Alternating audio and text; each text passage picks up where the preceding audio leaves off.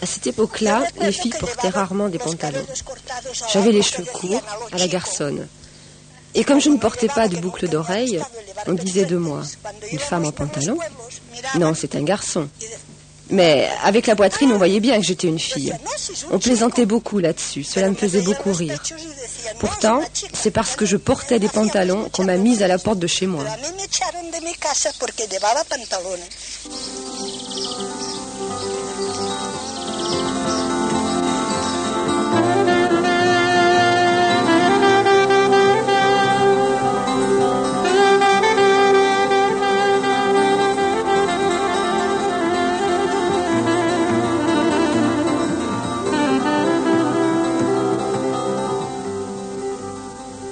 Quand la guerre civile espagnole éclata en 1936, une grande partie de la classe ouvrière collectivisa des centres importants de l'industrie, de l'agriculture et des services.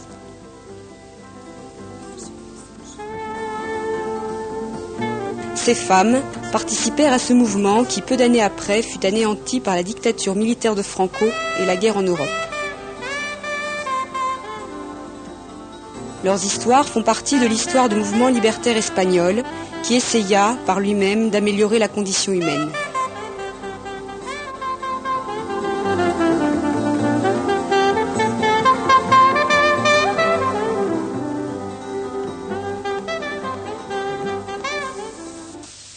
Dolores Prat vit aujourd'hui à Toulouse.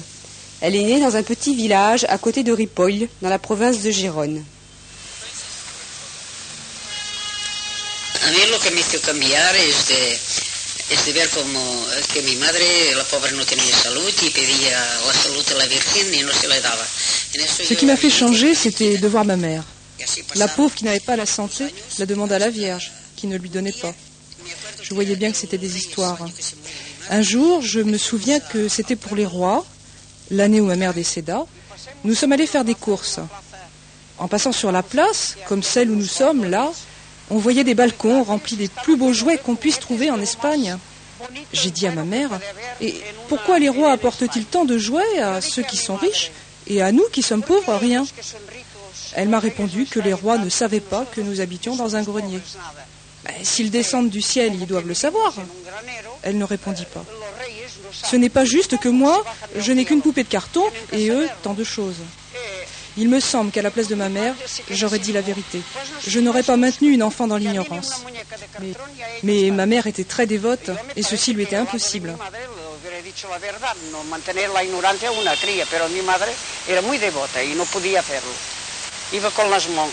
J'allais à l'école chez les bonnes sœurs. J'avais très peur d'elles. Mon père, qui travaillait toujours, me donna un papier à lire 1 an ou 2 plus tard. Et moi, je l'ai pris à l'envers. Et mon père, qui était analphabète, s'étonna. « Tu ne sais pas lire? Tu ne vas pas à l'école ?» Et je lui dis « Non, j'ai peur des sœurs, j'ai peur qu'elles m'enferment et qu'elles me battent. » Mon père me dit « Si tu me l'avais dit plus tôt, je serais allé voir le maire du village pour que tu ailles dans une autre école. » Et il le fit. 1 semaine plus tard, j'étais inscrite à l'école publique. Le peu que j'ai appris, je l'ai appris en 1 année. Al alcalde y para poder ir a la escuela pública, entonces lo poco que sé lo aprendí en 1 año. En 1919, la Catalogne était une des rares régions d'Espagne industrialisées. À Barcelone, comme dans de nombreux villages de cette province, l'industrie textile employait beaucoup de personnes, en particulier des femmes. Empecé a trabajar de modista. J'ai commencé à travailler comme couturière. On me donnait 15 centimes par semaine. Nous commencions le travail à 8 heures le matin et nous ne savions pas à quelle heure nous terminerions le soir. Le travail consistait à porter de grandes boîtes en bois pleines de vêtements chez les bourgeoises. En fait d'apprentissage, il s'agissait de faire les courses. On apprenait le métier au bout de nombreuses années et au prix de souffrance. Et puis, sortir à 8 ou 9 heures le soir, comme je voyais que je n'allais pas gagner beaucoup d'argent et que cela allait être difficile, j'ai commencé le métier de tailleuse. On m'a donné alors 25 centimes par semaine.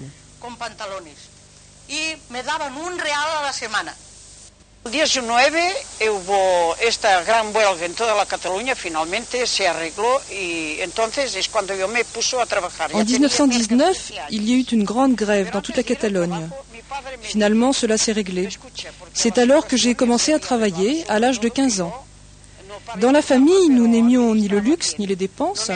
Nous avions un peu d'argent de côté. Mon père m'appela. « Tu pourrais suivre des études pour être institutrice ou t'installer un petit commerce, des légumes ou autre chose ?» Je lui répondis « Tu me vois toute ma vie avec des enfants ?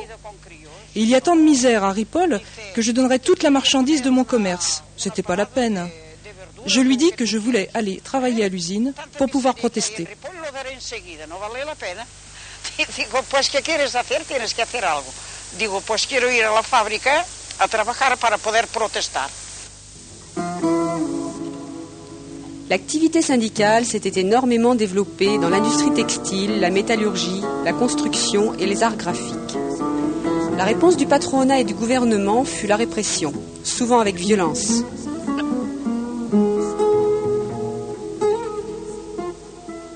Étant donné ces rapports sociaux très tendus, certains travailleurs envisageaient une stratégie violente comme dernier recours.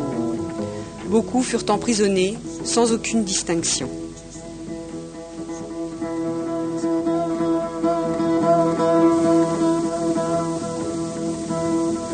En aquella época habían tantos y tantos presos que a mi padre lo llevaron al matadero.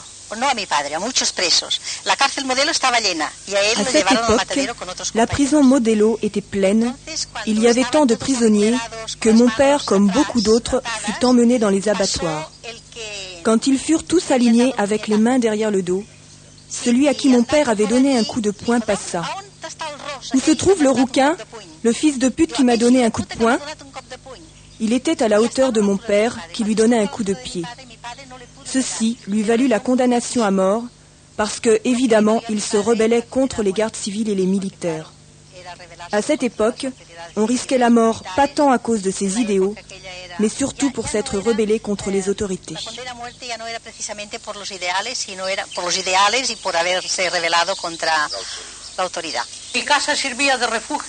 Nous étions dans les années 20 avec l'affaire Martínez Anido. Ma maison servait de refuge aux compagnons poursuivis, ainsi que de centre de propagande.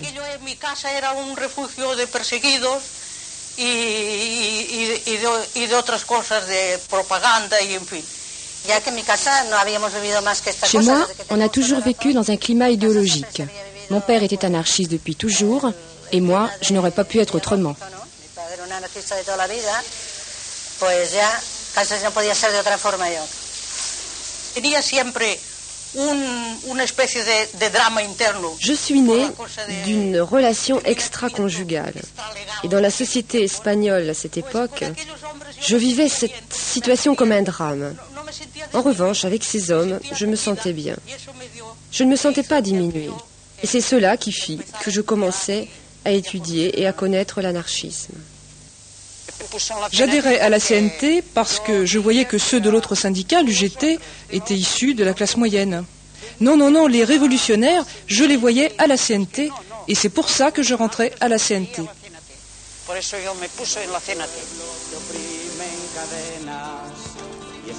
Depuis 1910, la Confédération nationale du travail, la CNT, était inspirée des principes anarchistes. La dictature de Primo de Rivera, en 1923, interdit tous les syndicats. L'activité syndicale continua cependant dans la clandestinité.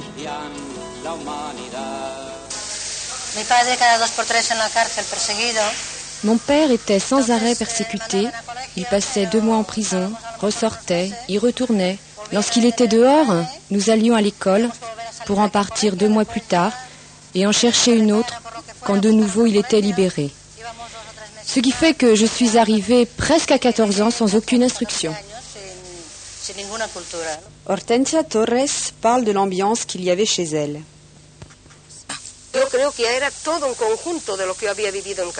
Je crois que c'était l'ensemble de tout ce que je vivais chez moi.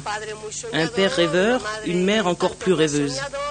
Aimant la littérature, lisant beaucoup, à voix haute, pour que nous en profitions tous.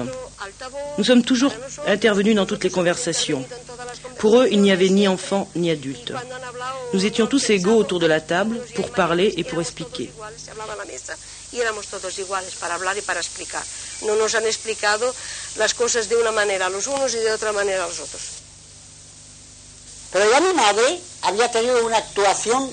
Déjà, ma mère était une militante anarchiste très active. Elle écrivait dans la presse libertaire de l'époque, surtout dans les journaux de libre pensée.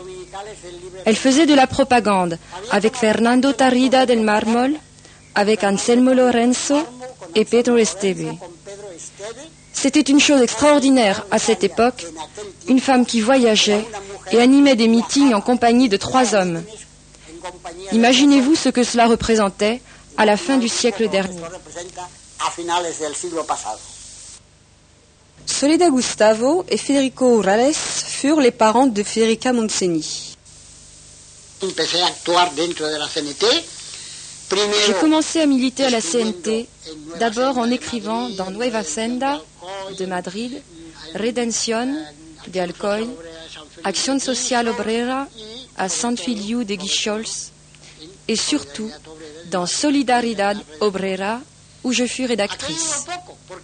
Cela dura peu de temps à cause de la dictature de Primo de Rivera. Pourtant, malgré cela, mes parents ont continué à publier la Revista Blanca qu'ils avaient fondée. Elle reparut en 1923.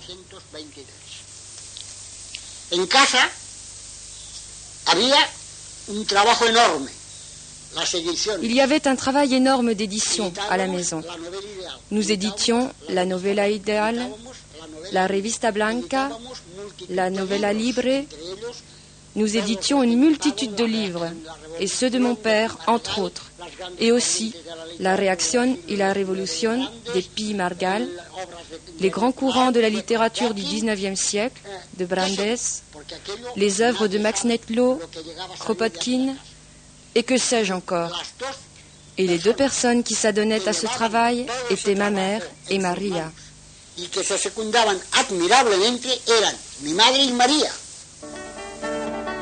Dans les écoles fondées par les anarchistes, l'éducation se basait sur les idées de l'école moderne de Francisco Ferrer Guardia, qui stimulait l'initiative et la curiosité des enfants.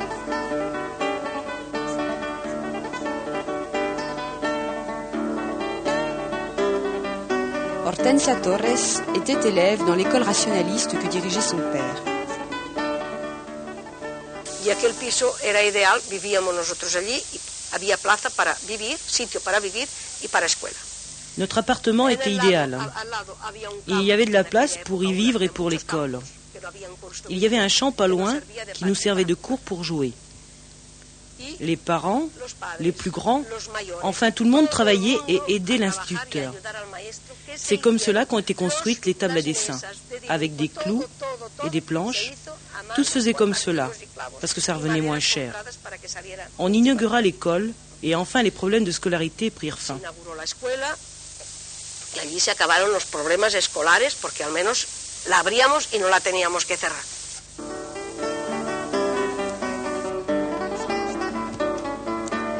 Les années 30 apportèrent une ouverture dans le climat politique et social. La Seconde République succéda à 10 ans de dictature et de monarchie. La légalisation des syndicats réveilla les espérances et les possibilités de changements sociaux pour les ouvriers.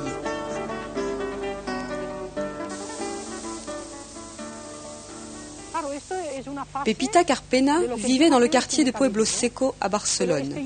Elle adhère au syndicat à 13 ans. Les hommes de la CNT ne se sont pas contentés de nous dire « Compagne, vous allez gagner une peseta de plus et vivre mieux ».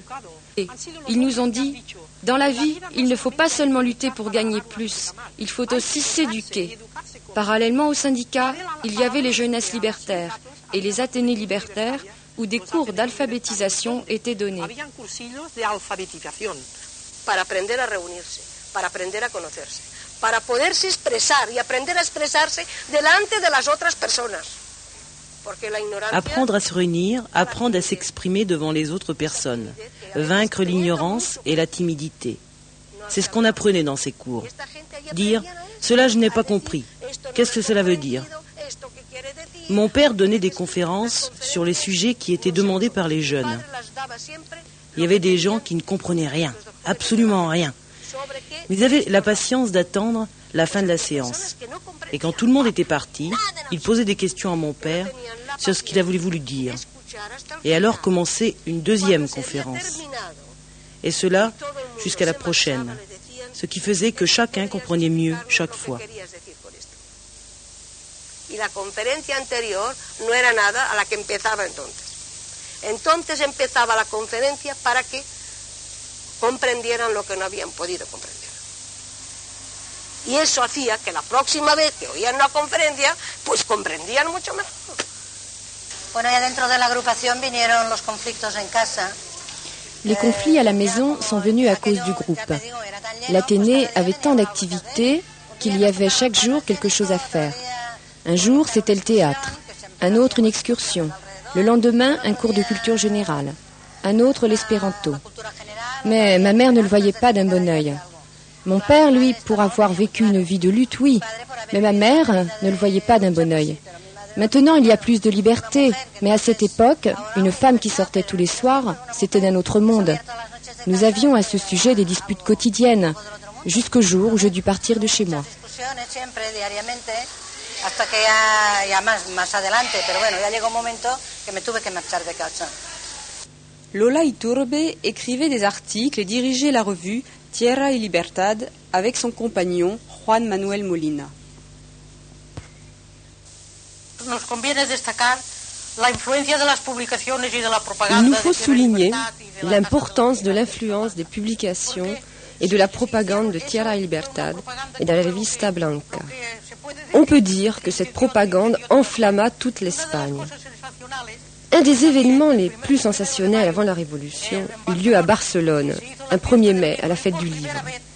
Pour la première fois, la maison d'édition anarchiste Tierra y Libertad y tint un très grand stand. Et là, il y avait des jeunes filles qui vendaient à la criée les brochures du docteur Lasarte en criant « Liberté sexuelle de notre temps, liberté sexuelle de notre temps ». Vous pouvez imaginer la situation. Ce fut la première fois que l'anarchisme sortait dans la rue, non plus comme quelque chose de violent, mais comme un phénomène culturel.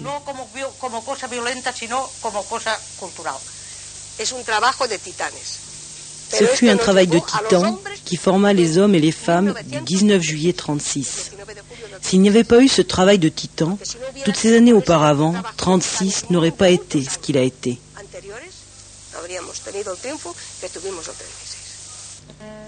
Suceso Portales, d'Extremadure, militait dans la première organisation indépendante de femmes ouvrières, Mujeres Libres, Femmes Libres, liée au mouvement anarchiste. Elle parle d'une de ses fondatrices, Lucia Sánchez Saornil. Lucia était standardiste.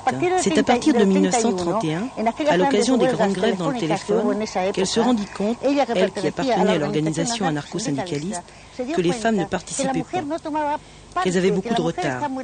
Alors elle pensa qu'il fallait lutter pour préparer les femmes, faire en sorte qu'elles s'épanouissent, qu'elles participent aux idées anarchistes et qu'elles se défendent elles-mêmes.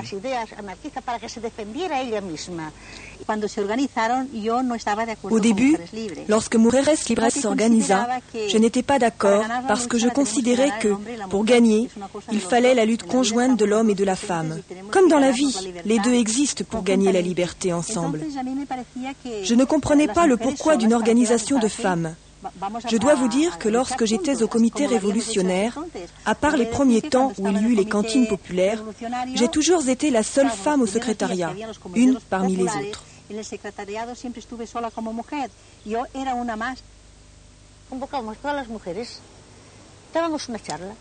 Nous avions convoqué toutes les femmes à une causerie pour expliquer les principes et les finalités de Mujeres Libres. Et elles s'ouvraient comme des roses. Elles désiraient savoir. Je restais admiratif devant ces femmes qui n'avaient jamais été à l'école, qui ne savaient ni lire ni écrire et qui posaient des questions tellement concrètes et magnifiques sur la condition des femmes. Ce fut un moment très émouvant.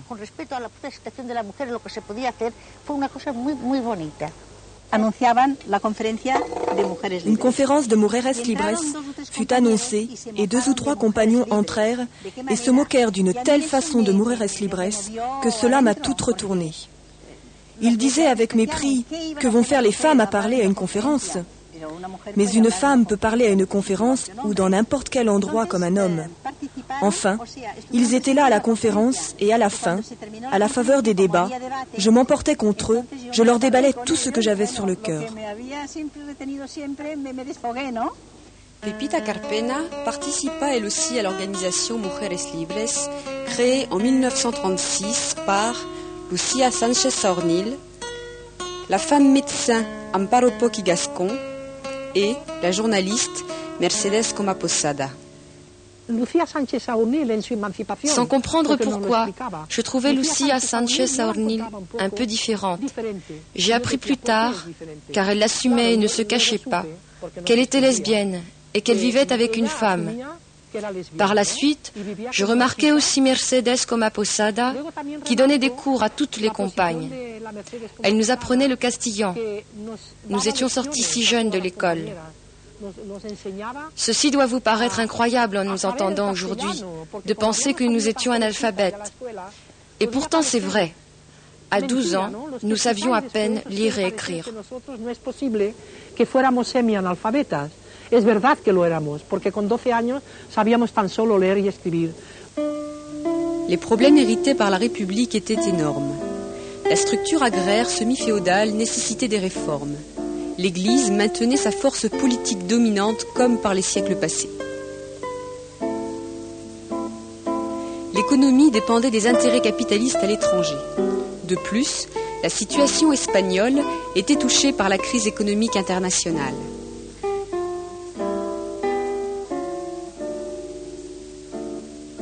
La réponse du gouvernement à l'insurrection des mineurs des Asturies en 1934 fut un exemple marquant de répression. Il y a eu des expériences communautaires très intéressantes dans la vie des mines et du travail. Il faut dire que ce ne fut pas un mouvement quelconque, mais le début d'une véritable révolution sociale. Quand le gouvernement se rendit compte de l'importance qu'elle prenait, il envoya le gros de ses forces armées et la Légion étrangère en Asturie. En quelques jours, le mouvement fut étouffé.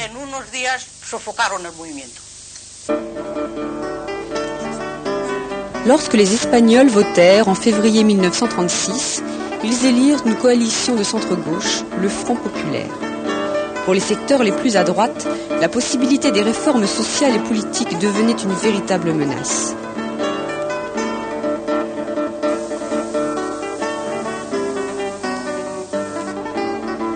Le 18 juillet 1936, 4 généraux se soulevèrent et tentèrent un coup d'État contre la République. Ils parlent du 18 juillet, parce que le soulèvement des militaires eut lieu le 18. Nous parlons du 19, car c'est le 19 que les hommes de la CNT sont sortis dans la rue. Ils avaient en effet prévu le coup d'État. La réalité, c'est que la force majoritaire qui inspirait le plus de peur à l'armée, au capitalisme, à l'État, à tous, c'était la CNT. Il y a eu, mais alors, un changement complet dans l'ambiance de la rue. Les gens se regardaient autrement, se parlaient autrement. Les voitures klaxonnaient, CNT, faille. Les gens s'appelaient camarades sans se connaître.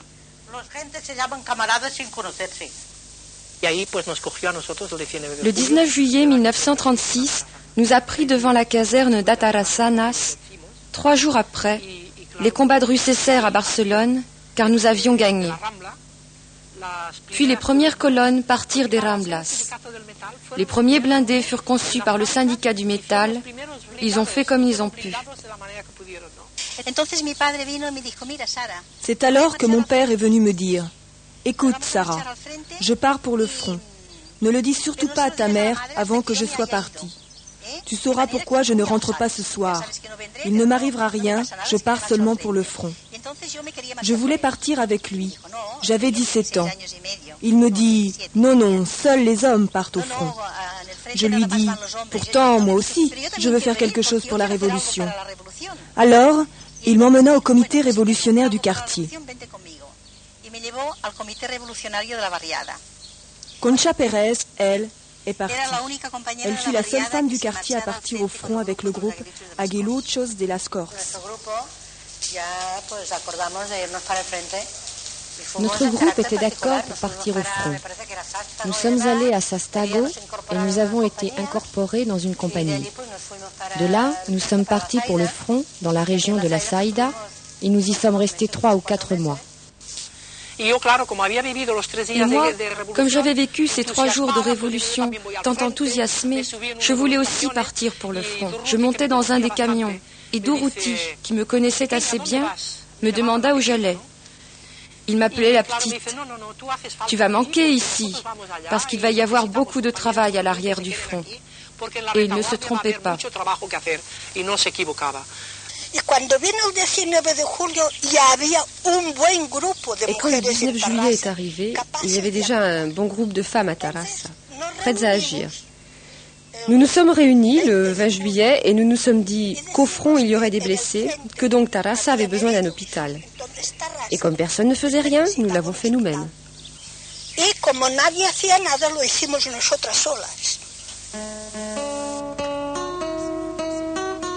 Le mouvement Mujeres Libres publiait une revue. Il travaillait à l'arrière du front pour organiser des soupes populaires, des maternités, des colonies pour enfants réfugiés. Il organisait des centres de formation pour libérer la femme de la prostitution. Il créait des centres d'instruction générale et technique. Avec la CNT et les jeunesses libertaires, les femmes s'instruisaient pour occuper les postes dans l'industrie, le transport et la vie quotidienne.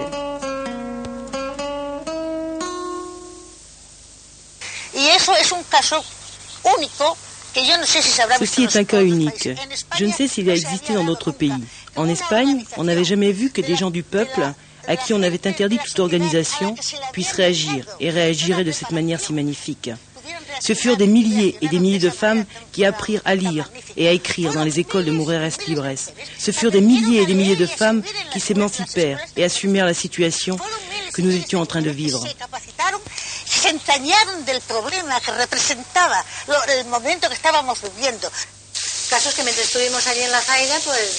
Tandis que nous étions là, dans la région de Saïda, je crois qu'il s'est fait un bon travail. Nous donnions des causeries. Encore que nous étions obligés de faire cette guerre que nous ne voulions pas. Ce que nous voulions précisément, c'était faire la révolution. Ici même, nous formions une espèce de coopérative pour faire des échanges avec d'autres villages. L'un manquait d'huile, l'autre la portait. Dans ce coin-là, il n'y avait pas encore de collectivité. Elles se formeront ensuite.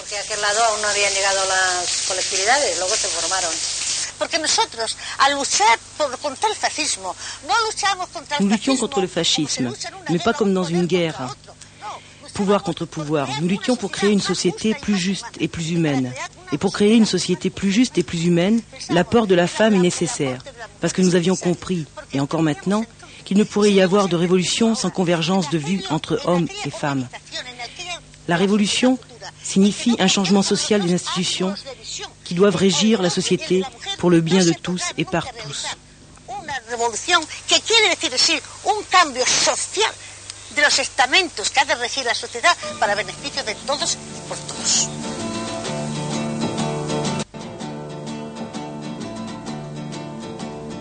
Negras tormentas agitan los aires y nubes oscuras nos impiden ver, aunque nos espere el dolor y la muerte, contra el enemigo ya nos llama el deber. El bien más preciado es la libertad, luchemos por ella con fe y valor. Alta la bandera revolucionaria que llevará al pueblo hacia la emancipación. Alta la bandera revolucionaria que llevará al pueblo hacia la emancipación. Quand je suis arrivée à 2h de l'après-midi, tout le comité se mettait en place autour du secrétaire. Je pensais qu'ils me diraient encore non, qu'ils ne me voudraient pas. Ils m'ont dit « Bon, écoute, nous savons que tu es très courageuse, tu t'es toujours très bien comportée. » J'ai dit « Ça y est, je sais. Ne dites rien, ils ont tué mon père. » Ils ont dit « Eh bien oui. Ya sí, no vale la pena que me digáis nada, han matado a mi padre. Y dije, pues sí.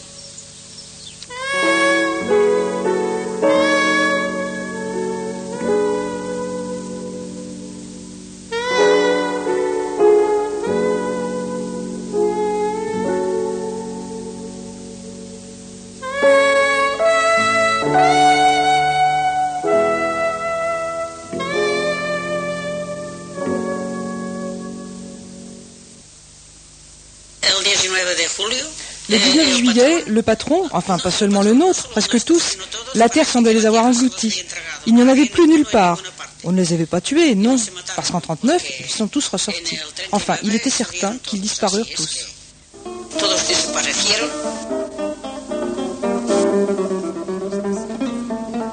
Dans cette effervescence, les ouvriers mirent en marche la collectivisation de l'industrie et des services. La junta que había de CNT, pues hicieron una reunión y nombraron los comités de fábrica. Alors la junte constituée par la CNT fit une réunion et nomma 3 membres pour le comité d'usine. Nous étions chargés entre autres de la répartition des ouvriers. Si quelque chose n'allait pas, ils devaient nous le dire. Et 2 membres, un de la CNT et un du GT, pour le conseil d'entreprise, qui remplissait le rôle du patron. Mais en travaillant, hein. Tout se faisait en travaillant. Nous sommes allés voir le directeur de l'usine, un jeune technicien français avec des diplômes. Nous nous sommes réunis dans son bureau et nous lui avons dit: à partir d'aujourd'hui, les choses ont changé.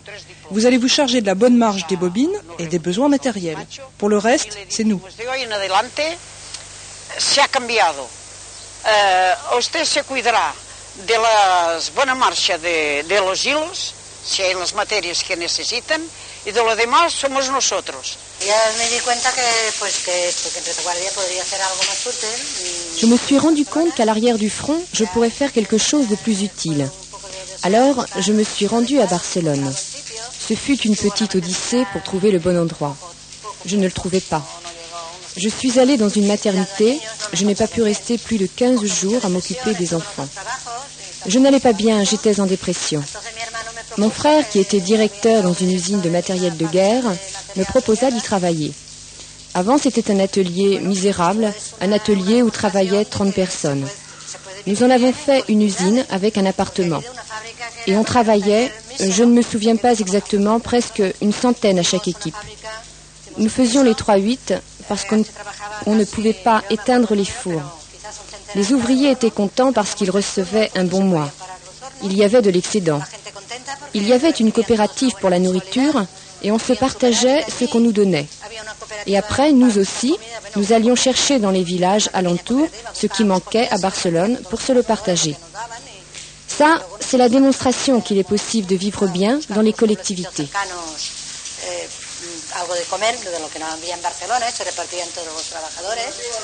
Así que fue secretaria, reunidos la junta, digo, bueno, vamos a hacer una reunión de conjunto porque... J'étais secrétaire. La junte se réunit. Je dis, bon, nous allons faire une réunion d'ensemble. On ne pouvait rien faire sans l'UGT. On va proposer d'employer tout le monde. Nous sommes les ouvriers et je ne peux pas admettre qu'il y ait des chômeurs. Nous avons fait la réunion avec les autres à la Maison du Peuple et nous nous sommes mis d'accord pour employer tous les hommes rapidement dans les différentes usines.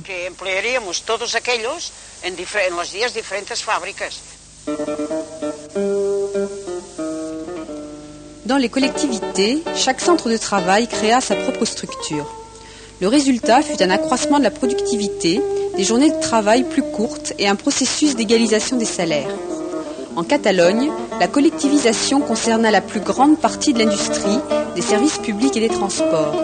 Dans le pays valencien, en Castille, en Aragon, en Andalousie, la collectivisation se généralisa.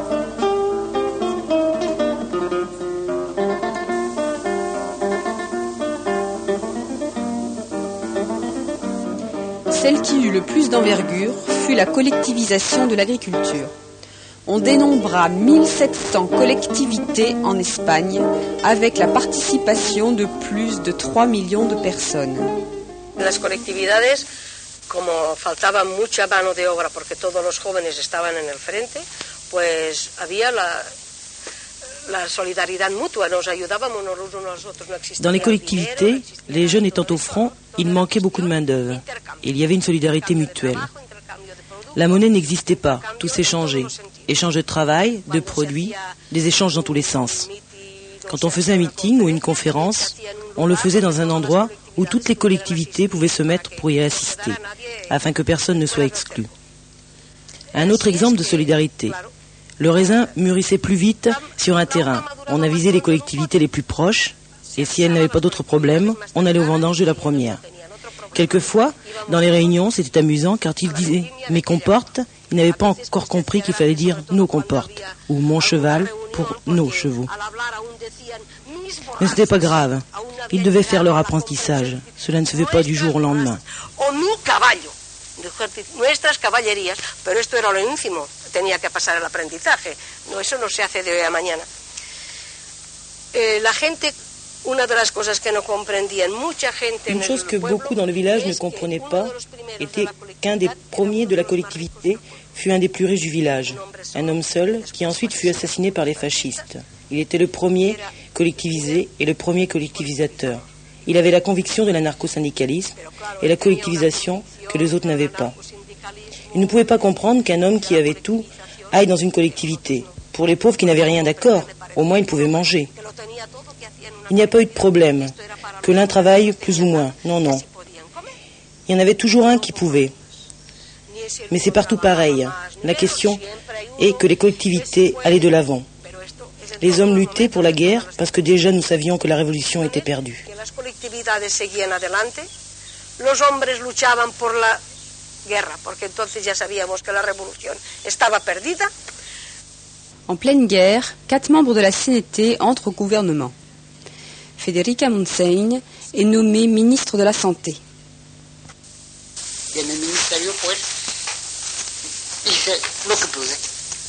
Au ministère, je fis ce que je pus. Des foyers pour les enfants, en utilisant des grandes maisons bourgeoises converties en résidences pour les anciens et les enfants. J'organisais des colonies, des centres de femmes pour essayer de libérer celles-ci de la prostitution, celles qui voulaient apprendre un métier et se mettre à travailler. Et par-dessus tout, le plus important, tenter d'obtenir la légalisation de l'avortement volontaire sur seule décision de la femme.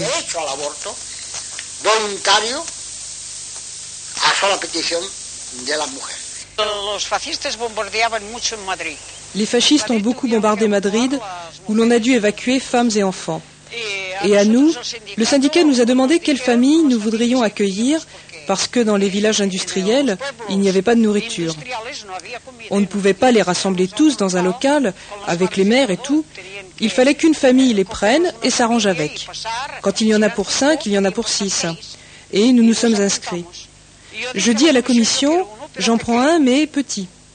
Le jour arriva, je me rappelle que c'était en novembre et qu'il pleuvait beaucoup. Ils arrivèrent et nous étions dans ce grand théâtre qui servait de maison du peuple. Et pour qu'ils ne voient pas qu'on les tirait au sort, ceux du syndicat ont dit « Nous appellerons la famille et nous ferons sortir l'enfant ».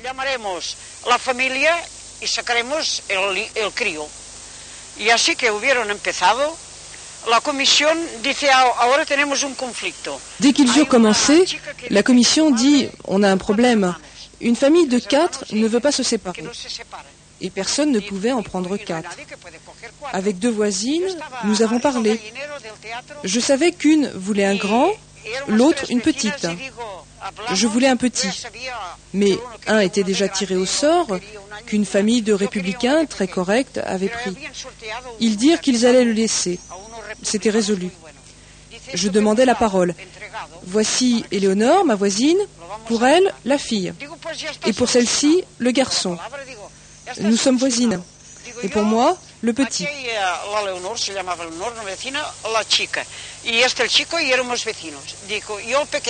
Je me souviens qu'il avait le visage barbouillé de chocolat.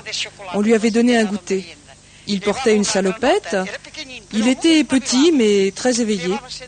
Il était en pantoufles. Je le pris dans mes bras. Il avait 5 ans. J'étais forte, hein. Je le soulevais pour qu'il n'ait pas les pieds mouillés. Et dans un castillan très pur, je lui demandais comment il s'appelait. Il me dit « Carlos Fernandez Medrano ». D'un seul coup. « Et toi ?» dit « Moi, Dolores ». Il dit Il me semble qu'on va bien s'entendre. Je lui répondis, à moi aussi.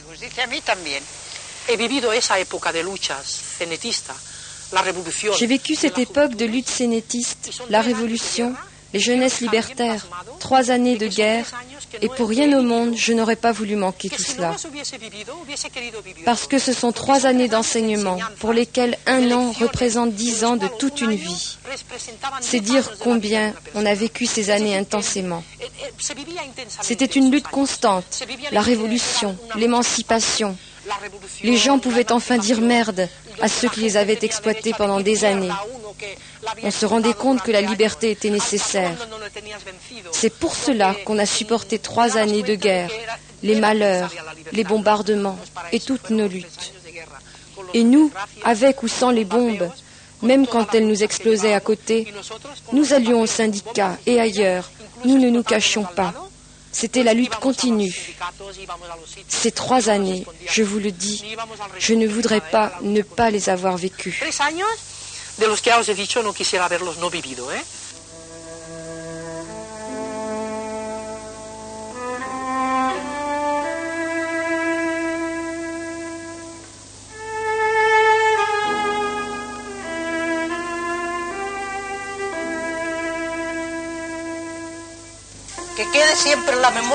Qu'elle reste toujours en mémoire les milliers de femmes qui furent exécutées pendant la guerre.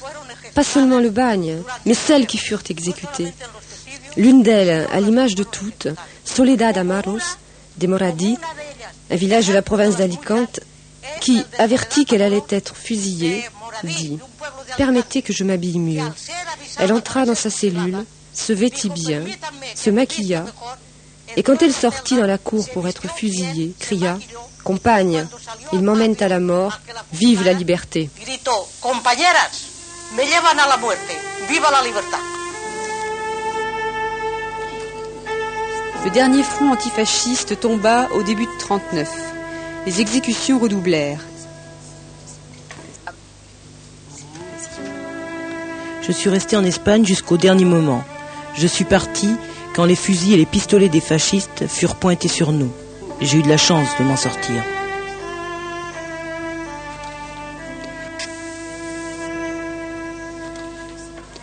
Plus de 500 000 personnes cherchaient refuge de l'autre côté des Pyrénées, sans savoir combien de temps durerait l'exil.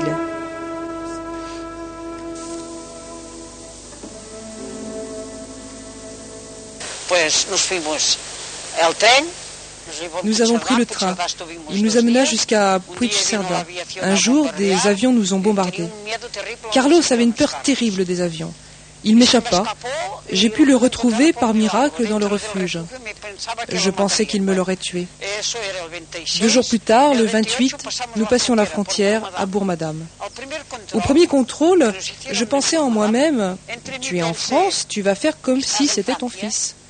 Au contrôle, il se mit devant moi. Il était petit, il m'arrivait ici. Je donnais des noms.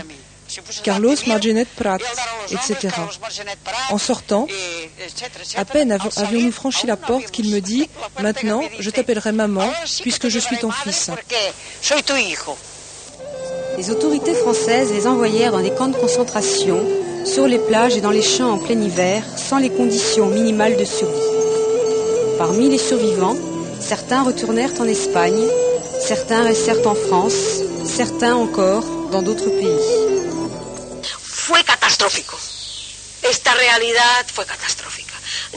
Ce fut catastrophique. Cette réalité fut catastrophique.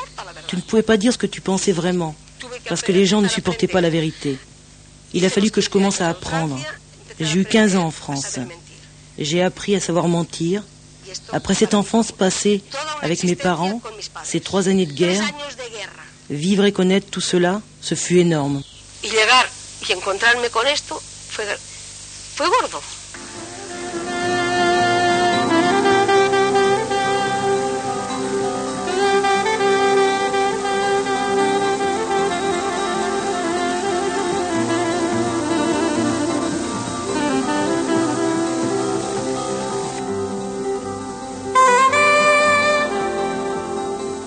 Je ne veux pas retourner en arrière parce que nous avons beaucoup souffert. Mais tout ce que j'ai fait, je pense que je l'ai bien fait. parce que je l'ai fait de bonne foi et avec plaisir.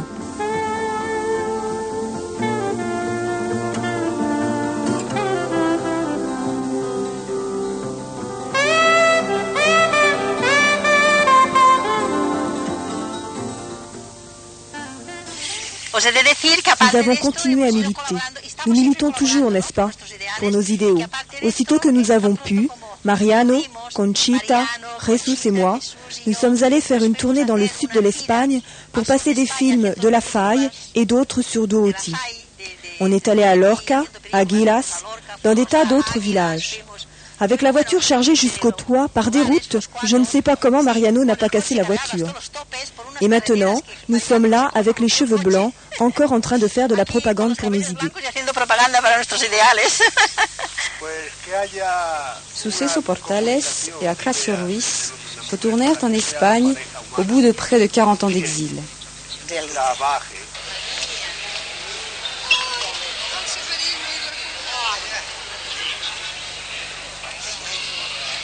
Federica Montseny voyage de temps en temps de Toulouse où elle habite à Barcelone.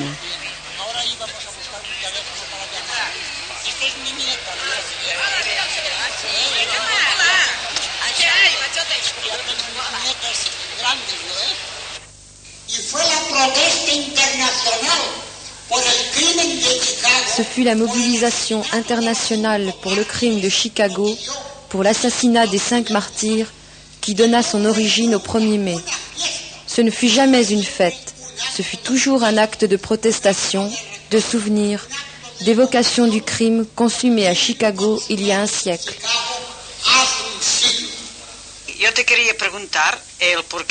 Je voudrais te poser une question.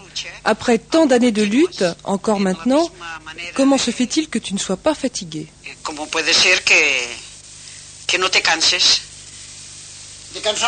me fatiguer, je me fatigue. Par exemple, aujourd'hui, je suis fatiguée pour parler franchement. Mais je vais dormir et demain, je serai reposée. Tu as demandé pourquoi j'ai écrit un livre. Eh bien, simplement pour que ces femmes ne restent pas dans l'ombre ni l'anonymat. Beaucoup de compagnons ont écrit des livres, mais peu ont parlé d'elles. Sauf peut-être de Soledad Gustavo et Teresa Claramunt. Peu de femmes sont connues. Moi, en revanche, j'ai voulu en rassembler d'autres qui ont eu autant d'activités qu'elles, mais qui sont moins connues.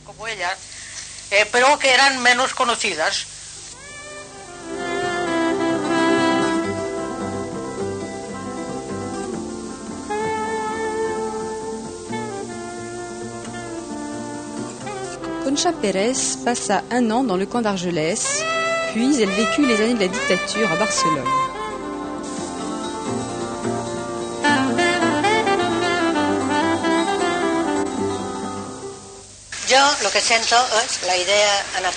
Ce que je ressens, c'est l'idée anarchiste.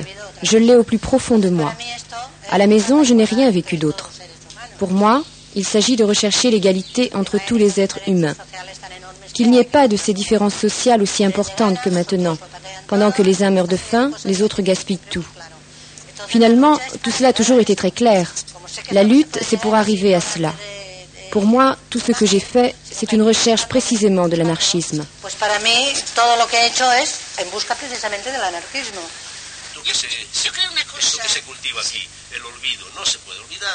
Pepita Carpena et Juan Martínez se sont connus après la guerre à Marseille, où ils vivent toujours.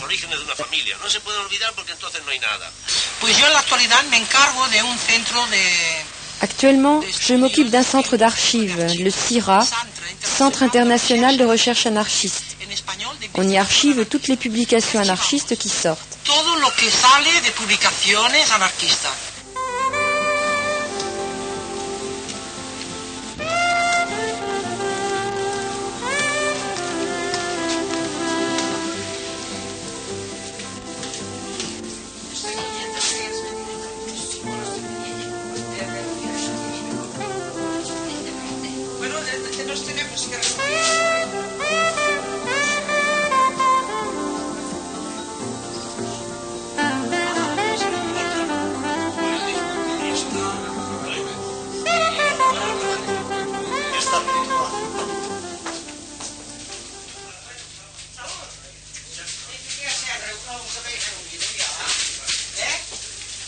J'ai une responsabilité à Solidarité internationale antifasciste et une petite responsabilité à la section CNT de Toulouse comme secrétaire d'Oficios Varios. Ce n'est pas un travail bien fatigant, mais je le fais avec plaisir. Et il me semble que toutes les activités que j'ai me donnent vie, et c'est cela qui me fait vivre. Je vis seule. Et plus je vieillis, plus j'ai bon caractère. Je prends la vie comme elle vient. Je ne l'ai pas très gaie car ma responsabilité est de rendre visite aux malades. Y es eso lo que me hace vivir bien, vivo sola y cuando más años cojo, más buen carácter tengo. Me cojo la vida como me la tengo que coger, eso que no la llevo muy alegre porque mi trabajo es de ir a ver enfermos. Y entonces pues seguimos hablando y aún estamos hablando. Et Lucia est arrivée. Elle s'est assise, a sorti son stylo et a commencé. Sur le champ, elle a écrit la première strophe de Mujeres Libres.